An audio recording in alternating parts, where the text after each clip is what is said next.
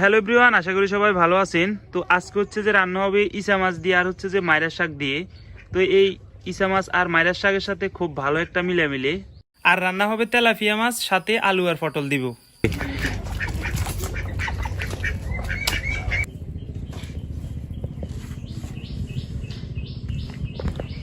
তো এগুলো হচ্ছে টেম্বাইছে, এই যে দেখেন একটা দুইটা আছে বড় বড় লইলেইছে, আর বাকি সবগুলো হচ্ছে যে টেম্বাইছে।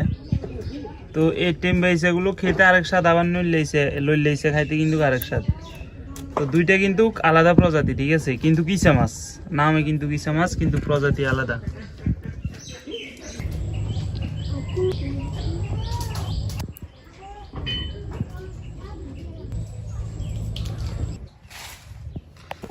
তো এগুলো হচ্ছে যে মাইরা শাক। তো দেখেন এখনো ডেগা, ঠিক আছে। মাইরা শাক কিন্তু অনেক মোটা হয়, আপনারা অনেকেই দেখছেন মাইরা শাক অনেক মোটা। এবং এই যে বডিটা, হ্যাঁ, এগুলো কিন্তু এখনো বাচ্চা, মানে এগুলো এখনো ছোট, যে এরকম এরকম আরো অনেক মোটো হইব এগুলো। তো এগুলো দিয়ে হচ্ছে যে ইসা মাছ দিয়ে রান্না হইব। খুব মজাদার একটা খানা হইব, আজকে রেসিপি হইব। দেখতে থাকেন সম্পূর্ণ ভিডিওটি, আশা করি ভালো লাগবে। যেগুলো অতিরিক্ত শক্ত ওগুলো হচ্ছে যে ফালাই দিতেছি। তো এগুলো হচ্ছে অতিরিক্ত শক্তগুলো ফেলে দিতেছি।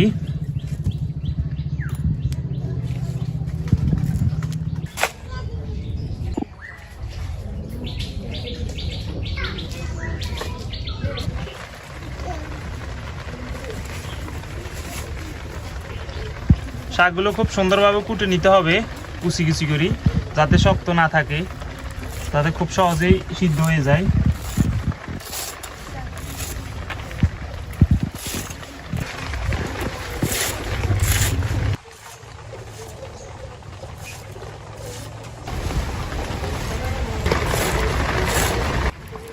তো এগুলো কুচানোর সময় একটু যত পাতলা করে কুচানো যায় ততই ভালো, নাহলে কিন্তু এটা শক্তি থাকে যাওয়ার সম্ভাবনা বেশি, বা শক্ত থাকে যাবে। হ্যাঁ,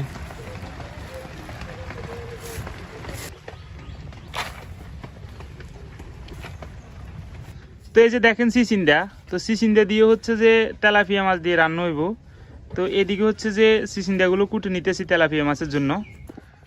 সিসিন্দার সাথে হালকা দুই একটা আলু দিব।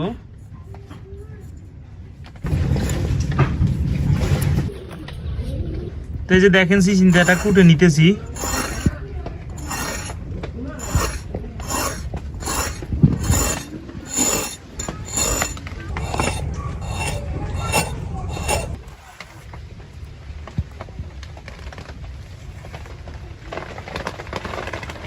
আপনারা আপনাদের ইচ্ছা মতো সাইজ দিতে পারবেন।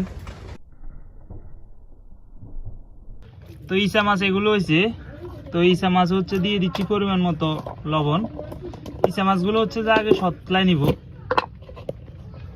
হলুদের গুঁড়া,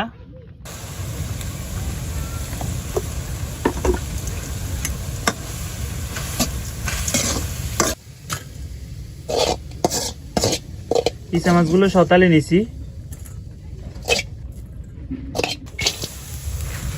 শাকগুলো দিয়ে দিচ্ছি।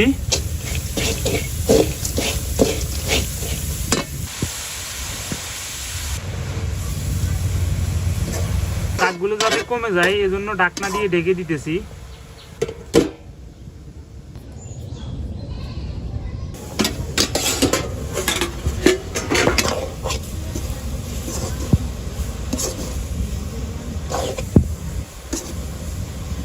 দিয়ে দিচ্ছি পরিমাণ মতো লবণ, হলুদের গুঁড়া। তো এই যে দেখেন ঢাকনাটা উঠানোর পর কতটুকু হয়েছে, শাক প্রায় সিদ্ধ হয়ে আসছে, আর কিছুক্ষণই তো ফুল সিদ্ধ হয়ে যাবে। দিয়ে দিচ্ছি ইসা মাছ পরিমাণ মতো।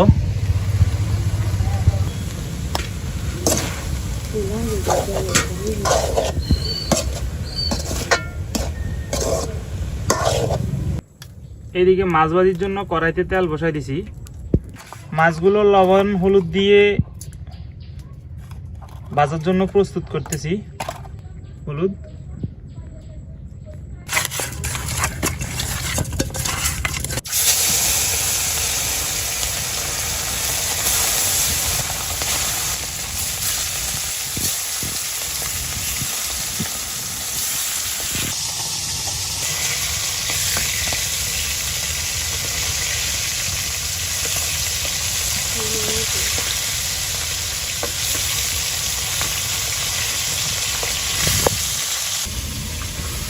মাছগুলো ভাজা হয়ে গেছে, এখন নামিয়ে নিব।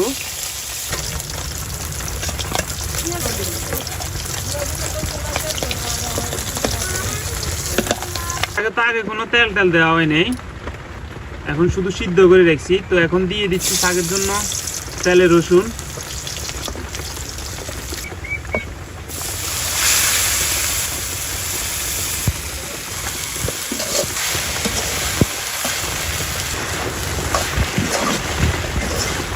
দেখেন শাকগুলো হয়ে গেছে। তো এখন নামাই নিব।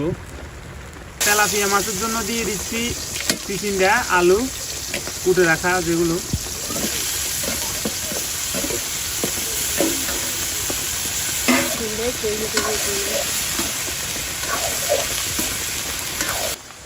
দিয়ে দিচ্ছি লবণ, হলুদ,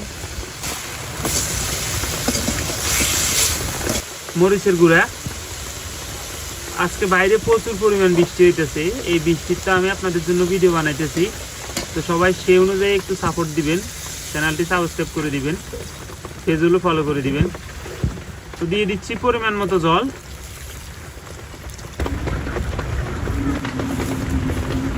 আলুগুলো দেখতেছি সিদ্ধ হয়েছে কিনা, যদি সিদ্ধ হয়ে যায় তাহলে মাছগুলো দিয়ে দিব। তো জল একেবারে টানি আসছে, দেখা যাক সিদ্ধ হয়েছে কিনা আলুগুলো। আলুগুলো সিদ্ধ হয়ে আসছে। তো এখন হচ্ছে যে দিয়ে দিচ্ছি কাঁচা পেঁয়াজ আর কাঁচা রসুন, দিয়ে দিচ্ছি মাছগুলো যেগুলো ভাজা করে রাখছিলাম আগে।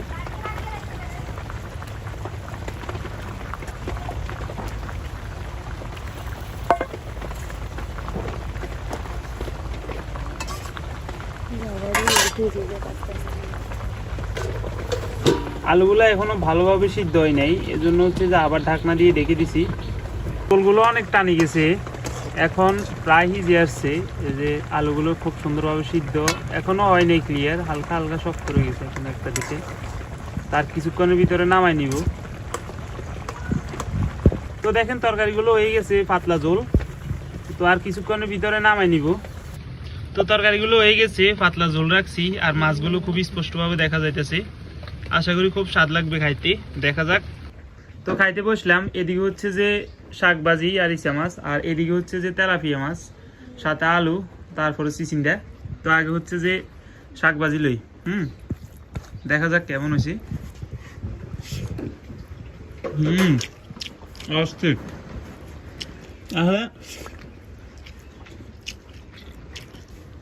ইচা মাছ যদিও ছোট ছোট, কিন্তু খুব ভালো মিলছে।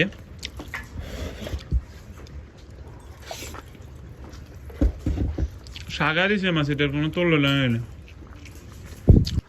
তো শাক কুটার সাথে আর ইচা মাছের সাথে ফুল মিলছে। ইচা মাছ যেমন ছোট ছোট, তেমনই শাকও কুচে কুচে কুটছে। তো এটা তো শাক তো কমপ্লিট করলাম, এবার তেলাপিয়া মাছের গুলো লই। এই যে তেলাপিয়া মাছ কেমন হয়েছে দেখা যাক।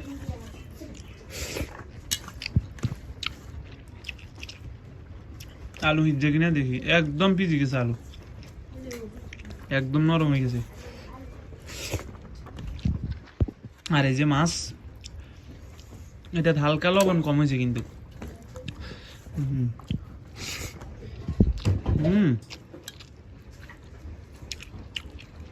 তেলাপিয়া মাছ একদম হালকা হালকা ভাজা হয়েছে, এজন্য ভালো লাগতেছে। তো ধন্যবাদ সম্পূর্ণ ভিডিওটি দেখার জন্য। সবাই ভালো থাকবেন। আশা করি ভিডিওটি কেমন লাগছে কমেন্ট করে জানাবেন। দেখা হচ্ছে পরবর্তী কোনো ভিডিওতে।